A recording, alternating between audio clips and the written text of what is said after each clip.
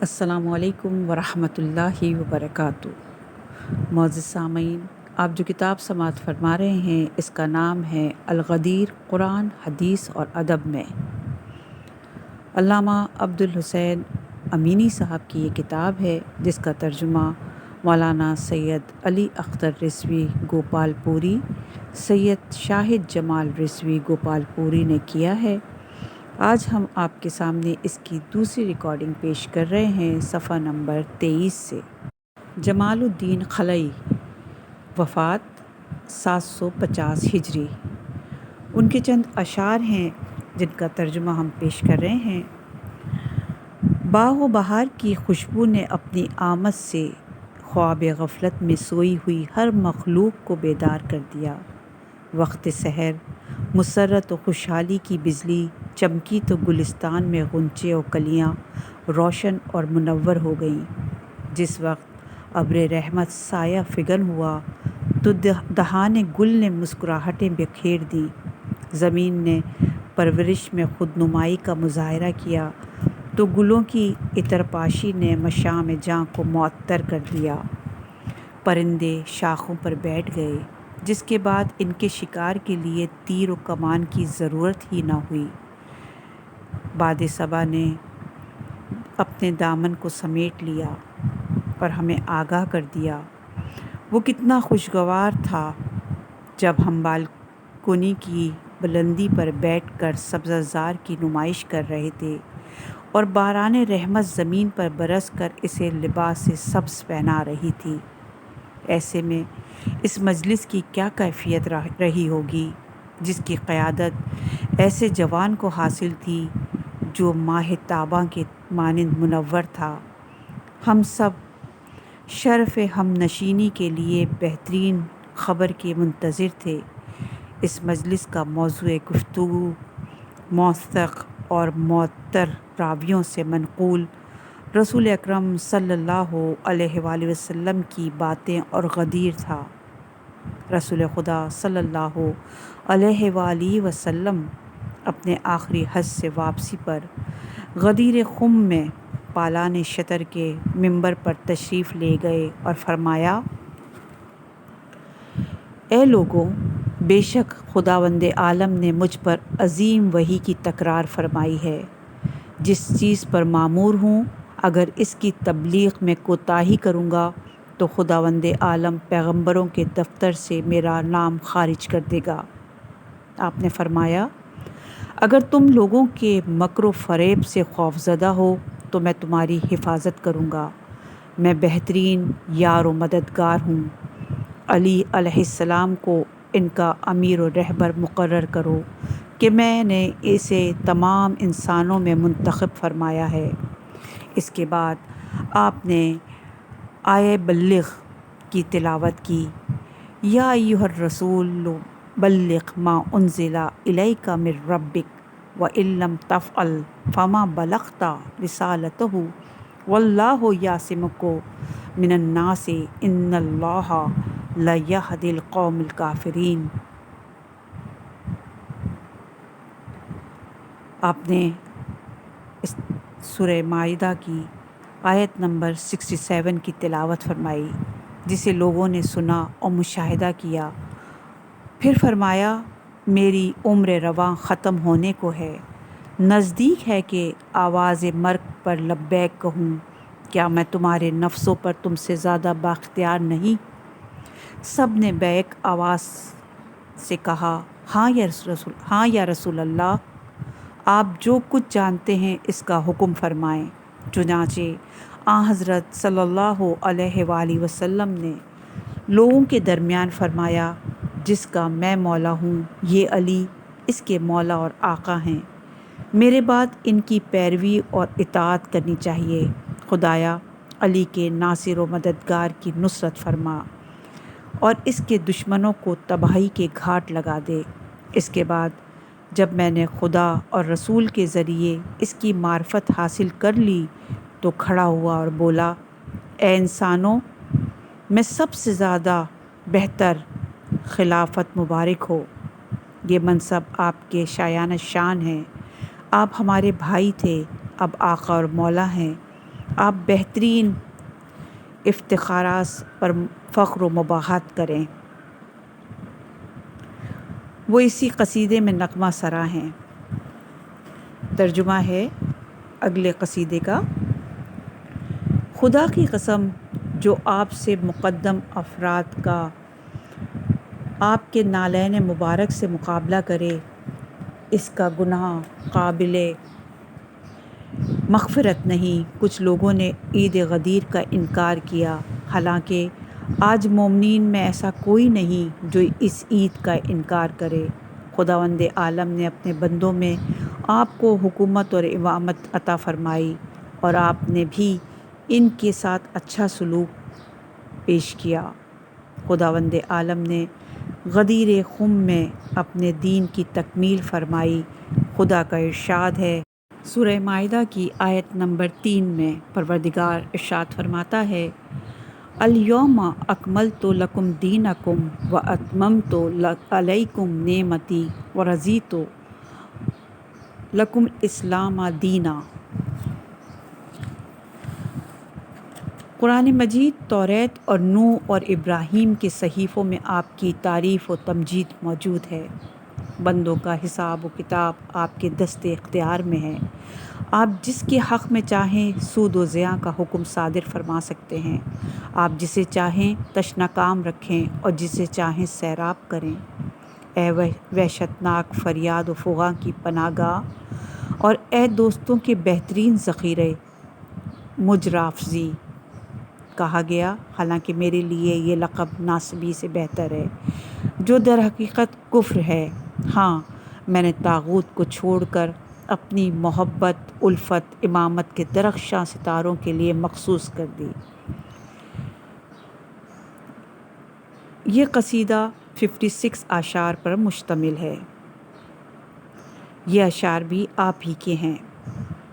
ترجمہ: آفرین اور لاکھوں سلام ہو خوشحالی اور مسرت سے بھرپور روز غدیر پر، جو عید کا دن ہے، جس دن رسول خدا نے اپنے بعد بہترین امیر و وسیع کو منتخب فرمایا۔ آپ نے فرمایا،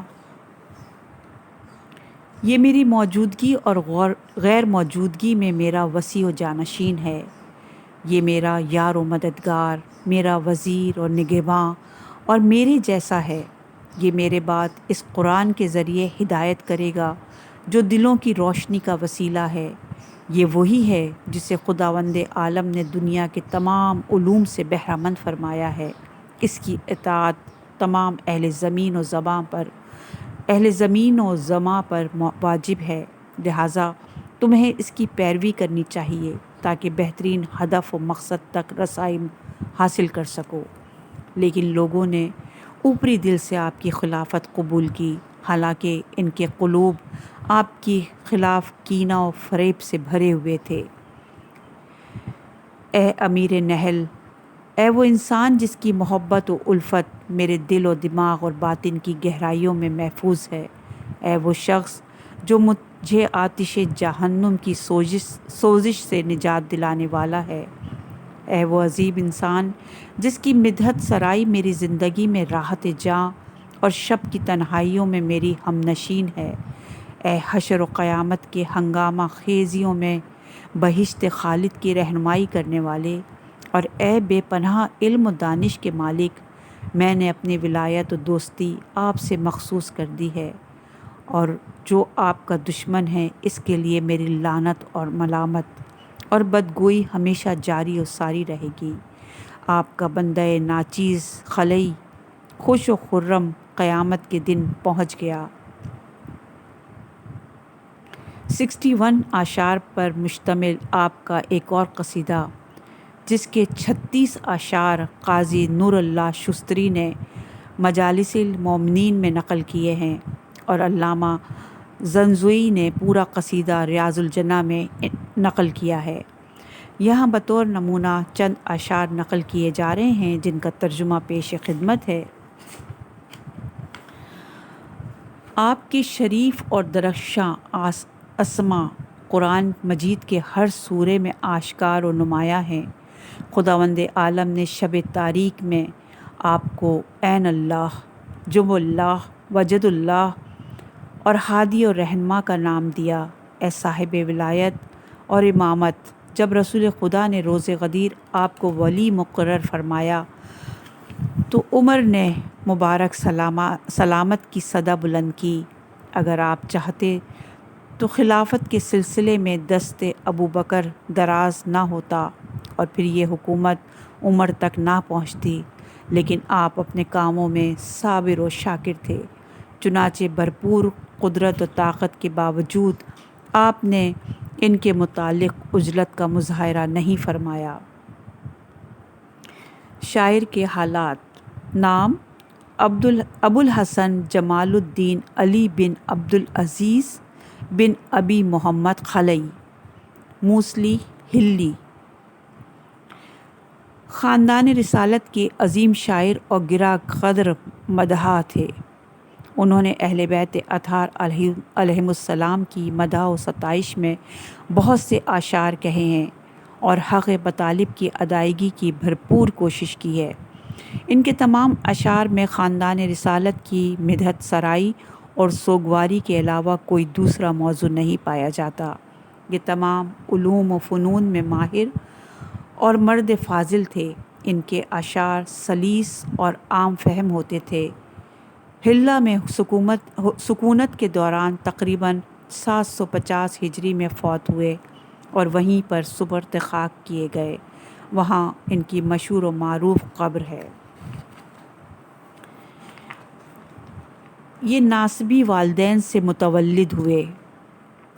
سید زنوزی ریاض الجنہ کے روضہ اول میں لکھتے ہیں، ان کی ماں نے نظر مانی کہ اگر خداوند عالم نے ایک فرزند کی نعمت عطا فرمائی تو اسے سبط پیغمبر امام حسین کے زائروں کی لوٹ مار اور قتل و غارت گری کے لیے روانہ کرے گی۔ چنانچہ جب وہ پیدا ہوئے اور شعور اور ادراک کی منزل پر پہنچے تو نذر و عہد کی ادائیگی کے لیے روانہ کر دیا۔ کربلا کے نزدیک مسیب کے اطراف میں پہنچ کر زائروں کی گھات لگا کر بیٹھ گئے، لیکن اچانک ان پر نیند کا غلبہ ہوا اور قافلہ آگے نکل گیا اور قافلے سے اٹھتی گرد و غبار ان پر آ پڑی۔ خواب میں دیکھا کہ ہر طرف قیامت کا سماں ہے۔ حکم دیا گیا ہے کہ انہیں جہنم کی آگ میں جھونک دیا جائے، لیکن آگ اس خاک کی وجہ سے اپنا اثر دکھانے سے قاصر رہی جو قافلے کے ذریعے ان پر پڑی تھی۔ وہ حیران و پریشان خواب سے بیدار ہوئے، اپنے ناپاک ارادوں سے توبہ کی اور خاندان رسول کے دل و جان سے شیدائی ہو گئے اور اسی خوف و ہراس کے عالم میں حرم امام حسین میں جا پہنچے۔ لوگوں کا بیان ہے کہ انہوں نے اسی وقت بیت کہی، یعنی کچھ نظم کہی، جس پر شاعر بدیع حاج محمد فلوجی متوفی 1397 نے مخمس کہا۔ مخمس کے ساتھ 2 بیت پیش خدمت ہیں۔ ترجمہ ہے اس نظم کا: تمہیں حیران و سرگردہ دیکھ رہا ہوں، شک و شبے نے تمہیں اپنی لپیٹ میں لے رکھا ہے اور ہوا اور ہوس نے پرگندہ و پریشان کر رکھا ہے۔ تم ان دونوں کے درمیان پس و پیش میں مبتلا ہو، لہٰذا اپنے دل و دماغ کو پاک کرو، آنکھوں کو خدا کے نور سے روشن و منور کرو۔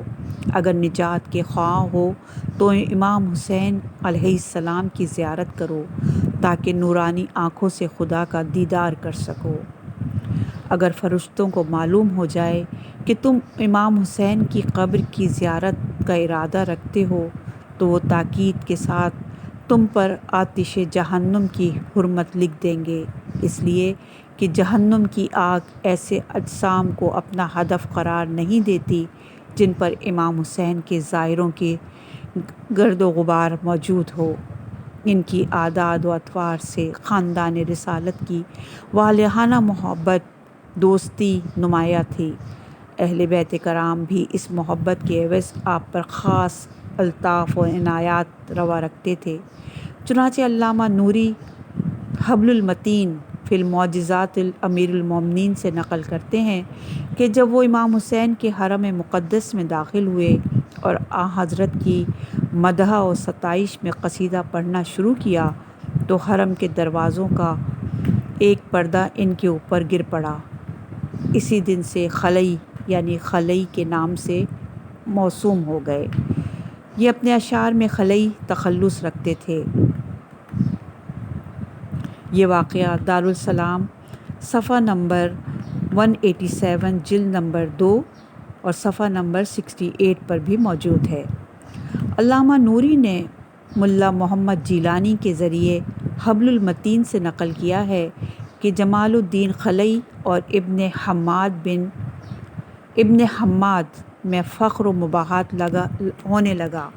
دونوں کا یہ خیال تھا کہ امیر المومنین حضرت علی علیہ السلام کے متعلق ان کے مدحیہ اشعار اور ایک دوسرے سے بہتر ہیں، لہٰذا دونوں نے قصیدہ لکھ کر ذریعہ مقدس میں ڈال دیا تاکہ امام علیہ السلام ان کے قصیدے سے متعلق فیصلہ فرمائیں۔ تھوڑی دیر بعد خلئی کا قصیدہ باہر آیا جس پر سونے کے پانی سے تحریر تھا: احسن، شاباش، تم نے بہت اچھا کہا، اور ابن حماد کے قصیدے پر چاندی کے پانی سے یہی الفاظ تحریر تھے۔ اس صورتحال سے ابن حماد کافی غمگین ہوئے۔ امیر المومنین سے عرض کی: آقا، میں آپ کا پرانا نمک خوار ہوں، یہ جمال الدین تو جلد ہی آپ کے چاہنے والوں میں داخل ہوا ہے، پھر میرے ساتھ ایسا کیوں؟ حضرت صلی اللہ علیہ وآلہ وسلم حضرت مولا مشکل کشا علی نے خواب میں آ کے فرمایا: یہ سچ ہے کہ تم ہمارے پرانے محبت کرنے والے اور محب ہو، اور اس نے جلد ہی ہماری ولایت قبول کی ہے، لہٰذا ہمارے لیے ضروری ہے کہ اس کے ساتھ رعایت سے کام لیں۔ یہ واقعہ بھی دارالسلام صفحہ نمبر 183 جلد نمبر 2 صفحہ نمبر 59 اور 60 پر بھی موجود ہے۔ پھر خلئی نے اور بھی اشعار کہے۔ انہوں نے تقریباً 34 اشعار پر مشتمل امام حسین کا مرثیہ کہا، جس کے بعض اشعار کا ترجمہ پیش خدمت ہے: گوشۂ دل کے لیے کون سا عذر ہے کہ وہ پانی نہ ہو، اور امام حسین کے آتش غم میں شعلہ ور نہ ہو۔ کون سا دل ہے جو اس غم میں حیران و پریشان نہ ہو، یا کون سی آنکھ ہے جو اشک آلود نہ ہو۔ ہاں، سبط رسول زمین کرب و بلا پر خاک و خون میں پڑے ہوئے تھے۔ ان کے اطراف میں ان کے بھائی اور خاندان کے جوان و پیر موجود تھے جنہیں موت کے شکنجے نے زمین بوس کیا ہوا تھا۔ ناموس رسول اپنے عزیز اور جوانوں کے داغ مغفرت سے بے حال گریاں کناں تھیں۔ ان کی چادروں کو دشمن نے لوٹ لیا تھا۔ کوئی جگر فراش آواز میں بھائی کہتی تھی تو کوئی ہائے بابا کی صدا بلند کرتی تھی، لیکن وہ اپنی کھلی آنکھوں سے کوئی جواب نہیں دیتے تھے۔ میرا دل غم سے پھٹا جا رہا ہے۔ امام کا فرزند نازنین کے ہاتھوں پر جاں بلب تھا اور گلوئے مبارک سے خون جاری تھا۔ ان کی خواہر عزیز جناب زینب پر افسوس، جو اشکوں کے سائے میں یتیموں کی پناہ گاہ تھیں۔ جناب فاطمہ کے مصائب سے میرا دل چھلنی ہے، جو اسیری کے خوف سے وحشت زدہ تھیں۔ ان کا دل بڑی شدت سے دھڑک رہا تھا۔ کلثوم پر افسوس، جن کے رخسار مبارک گریہ و زاری اور سیلان اشک سے مجروح ہو چکے تھے، وہ فریاد کناں تھیں: اے میرے تنہا والی و وارث، اور اے میرے فریاد رس بھائی، ہمارے مصائب و آلام کا خاتمہ کیجیے۔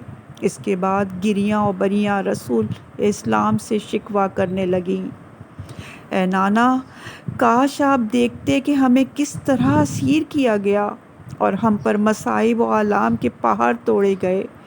اے نانا، آپ کی نصیحتوں اور ہمارے متعلق آپ کی سفارشات لوگوں پر اثر انداز نہ ہوئیں۔